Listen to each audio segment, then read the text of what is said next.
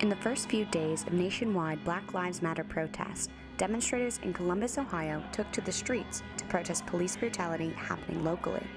Protesters organized demonstrations all across central Ohio, including on Ohio State University's campus, where many student journalists at the campus newspaper, The Lantern, were covering civil rights protests and facing press freedom threats for the very first time. Beginning to cover the protests for The Lantern with my fellow colleagues was very intimidating. Even as a fourth-year journalism student, I hadn't had an experience like that before, covering this community-wide, nationwide, international event that, sparked a lot of outrage, rightfully so.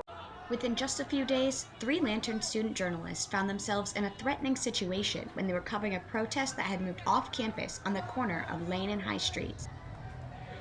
My name is Maeve Walsh. I'm the former special projects editor at The Lantern. Me and my 2 other colleagues from The Lantern were pepper sprayed right here. The Lantern journalists said they filmed over a dozen police officers attempting to force at least 200 protesters out of the area because the 10 p.m. curfew was in effect. That's when the police confronted Walsh and her colleagues. We're news media. We're news media. We're news media. Media are exempt from curfew. Medias are exempt from curfew. We have our press passes in hand. We're showing them, we're members of the media. That's what we keep saying. Leave or you're going to jail. Leave or you're going to jail. And then I remember being met with this big burly police officer. It was pretty intimidating, but again, I think the adrenaline just kept me staying put there. And he said, "Leave, go home, or you will be arrested." And that was just super surreal. I had never been told that by anyone as a journalist. 2 days before Columbus police pepper sprayed Walsh and her colleagues, Columbus Mayor Andrew Ginther issued a 10 p.m. curfew for the city that stated all members of the news media were exempt from the curfew.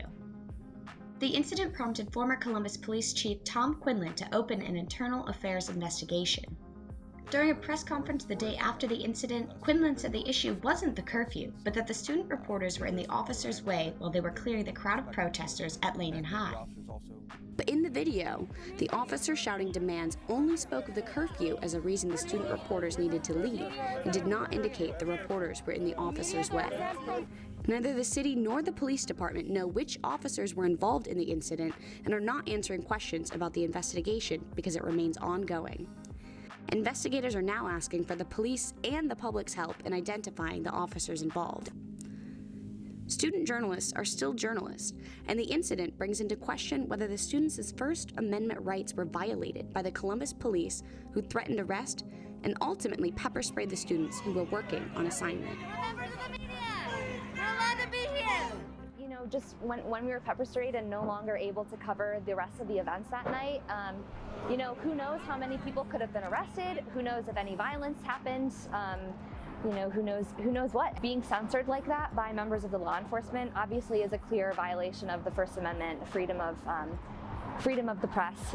But I think, as journalists, it's really frustrating because it limits us from doing our job. We have a obligation to the public to show them, what exactly happens in their own community. They have a right to know that.